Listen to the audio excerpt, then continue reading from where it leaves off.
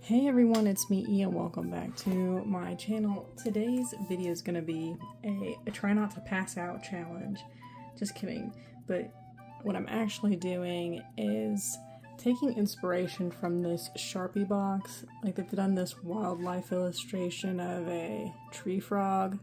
And I don't know, I thought I'd try a sort of wildlife illustration in Sharpie. And the reason I say it's a try not to pass out challenge is because if you know anything about Sharpies, you know that the fumes can be pretty intense. I thought that while I was doing this, I'm doing it a little bit differently than normal. Normally I would, film myself doing the art first and then voice over it later. But I thought that today I would try and do a more like live commentary while I draw, and we will see how that goes. Like I said, this is very untypical for me. Usually I prepare what I'm going to say a little bit more, and yeah, I feel like I can speed through the awkward parts of me struggling with my drawing. We are just gonna dive into things. So I am drawing a mom otter with her baby otter pup, and like obviously the tree frog is very vivid, but like otters are brown. So I'm going to make them colorful, I guess, and just pretend that these colors make sense in nature. So I wanted to give an update about my New Year's resolutions and stuff too, because I haven't made any videos so far this year. I think I'm going to lightly erase some of my sketch. Look at this eraser. I think my dog chewed it up. Anywho, I wanted to do a bit of an update about my New Year's resolutions because that's the last video I've made and I haven't spoken to you guys since then. So as far as my creative and hobby goals go, working on my sketchbook and drawing more was definitely a goal for this year, and I want to fill the sketchbook out. I have been drawing usually about 10 pages, filling in 10 pages per month, which, for a serious artist is kind of pathetic. But for me is pretty good, pretty impressive, because for me, sometimes if I don't force myself to be creative, I just won't, which is bad for me, on a emotional, spiritual, personal, just human level, because I don't know. I think that all people are kind of designed to be creative in their own ways, but I think for some of us, it's a little bit more embedded into the fiber of who we are and our identities and how we choose to identify. I feel like I kind of have a slightly self-imposed, but also just other people imposed reputation of being a quote-unquote creative person. And so I feel like I'm not living up to who I am if I don't take time to engage in creative hobbies. So I've been doing about 10 pages a month. Now last month in March, I only filled in 8 pages.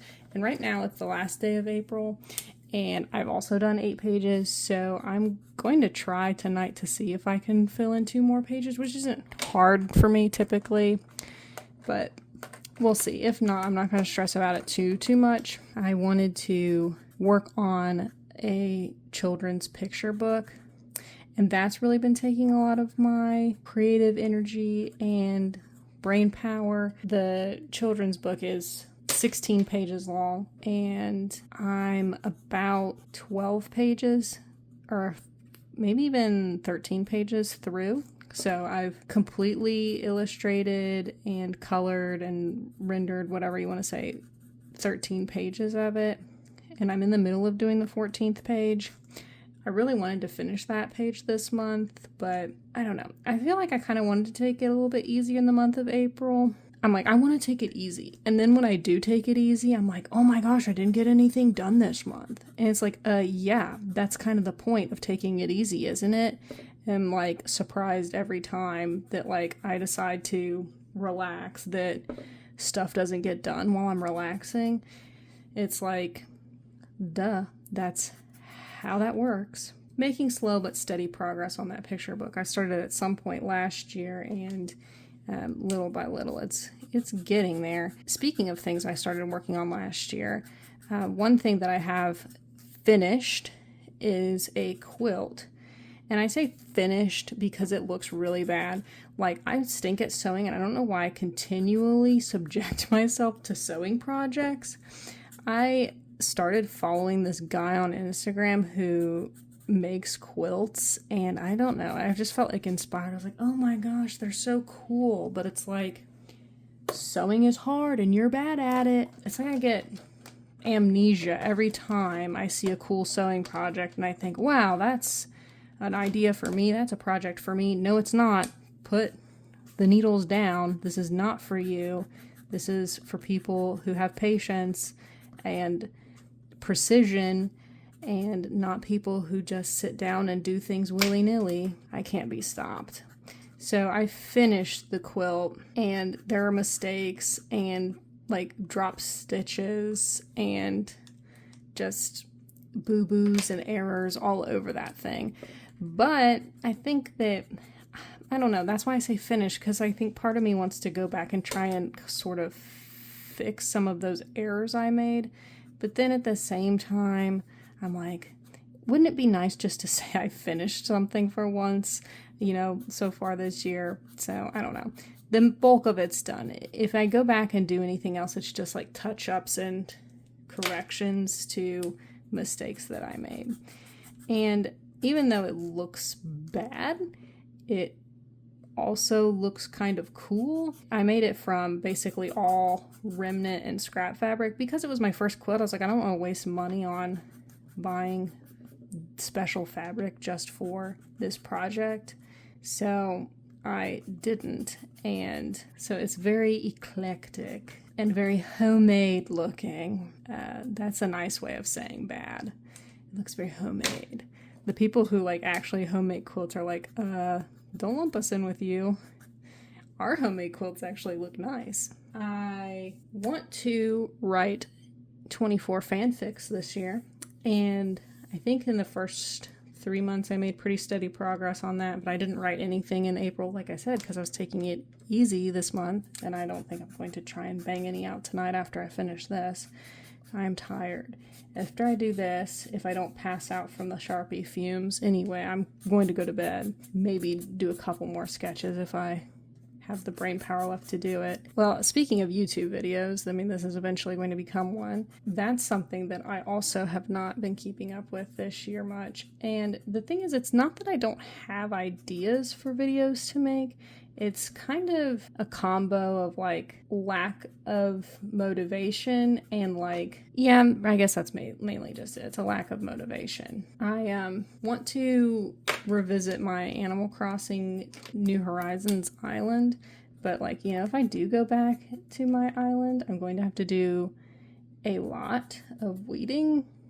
And that just sounds daunting to me. I have mixed feelings about going back to it. I also thought about like, I can do like a draw me in different styles, like try to draw myself in like a Studio Ghibli style and like Avatar The Last Airbender style and like other things that I like Scooby-Doo style. Not to toot my own horn. If I ever do make this video, I guess you could be the judge of whether I'm accurately assessing my own skill or not. But I'm actually pretty good at emulating different styles. It's definitely a video I think that I could do fairly successfully and do the different styles at least some justice. But that would require me doing like a lot of drawing for one video. I also wanted to do kind of like a DCOM roundup. So there have been several Disney Channel original movies released since I last did a review of one. And I've only watched one. No, two. I take it back, because I did watch The Prom Pact, but I didn't, review it when I watched it. I just watched it for fun and didn't, write down any thoughts on it, so I'd have to rewatch it if I did go back and make a review of it. I watched The Prom Pact and I watched The Naughty Nine, which was a Christmas movie. I obviously watched that around Christmas time, because I thought, why not watch a Christmas movie at Christmas time, revolutionary.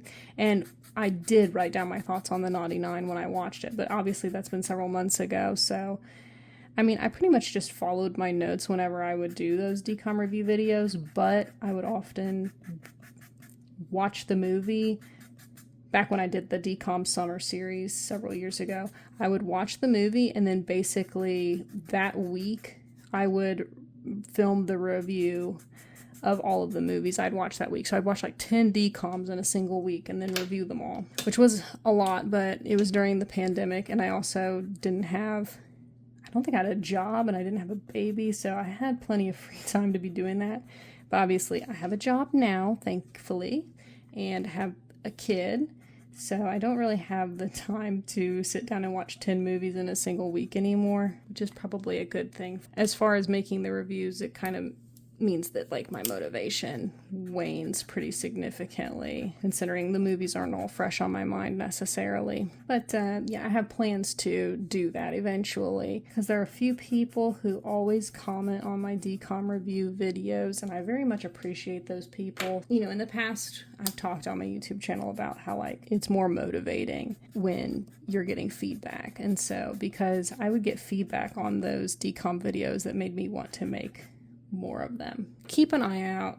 I may get around to doing that eventually by the time the year is over. I also may not. We will see. So that, you know, is another video idea, is the DCOM reviews. So draw myself in different styles, Animal Crossing Island, DCOM reviews. And then I haven't finished my series of drawings that I did, or I started drawing the Haikyuu characters in a quasi-realistic style. So I have a couple of characters left, Daichi and Noshita. And you know, it would be topical if I released it now, because the Haikyuu movie is coming to theaters in the US in May. So if I did decide that I wanted to pick up my little Haikyuu videos again, it would be relevant, at least somewhat. So it's probably not a bad idea to do that. The videos themselves aren't time consuming, but the drawings are fairly time consuming.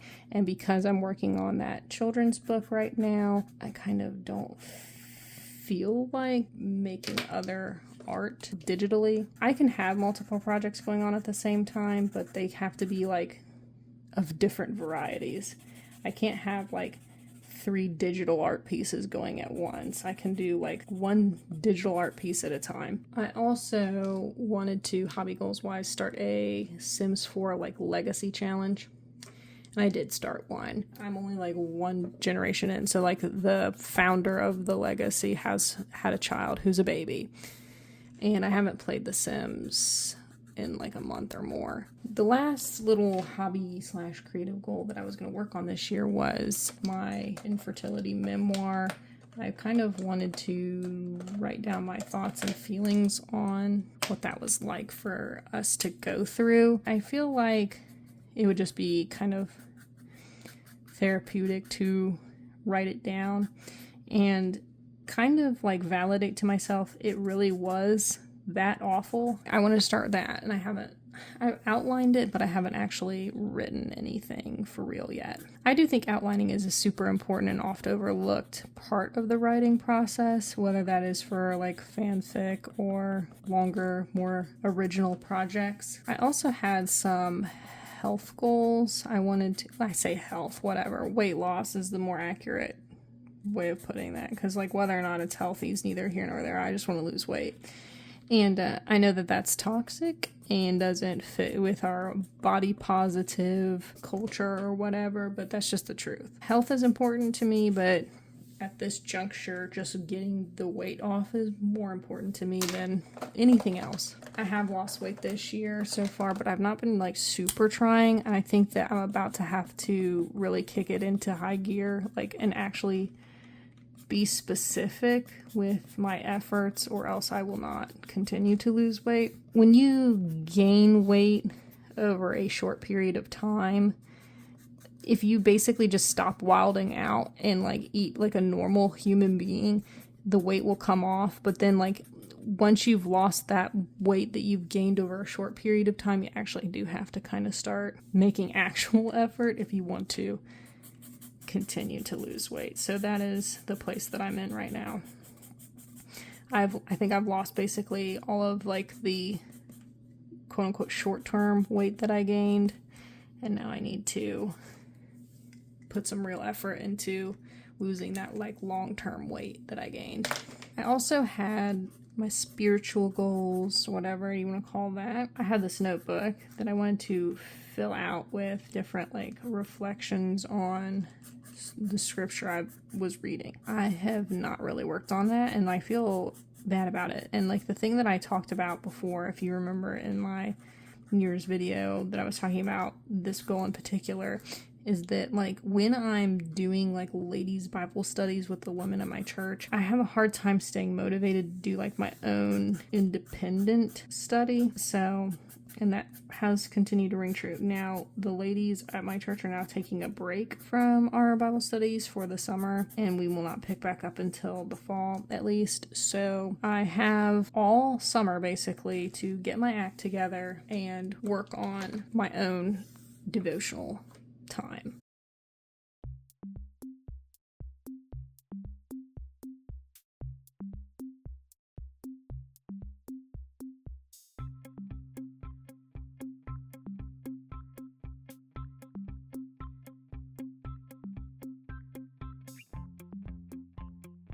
Not gonna lie, I am starting to feel the fumes now.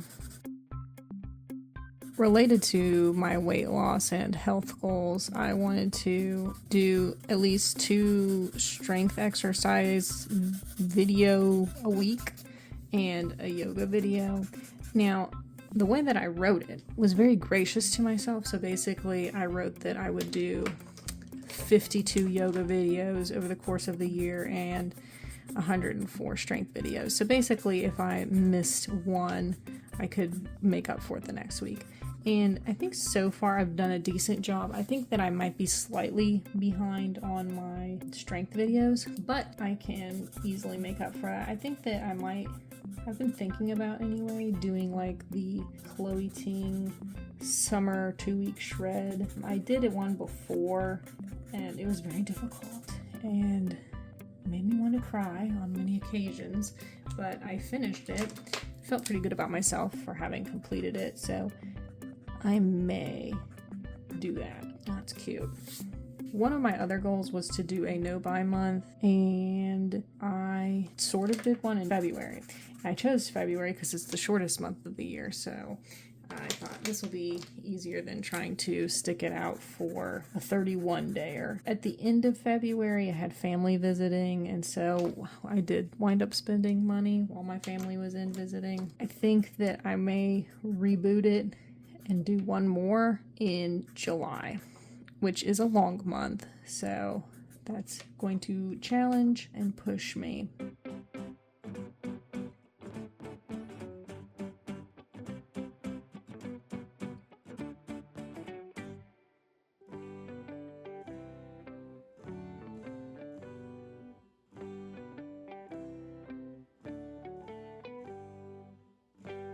I know it's a crazy concept, but I actually did decide to use some brown on the baby otter here to bring some warmth into his green coat. And I thought it would harmonize with his little face better.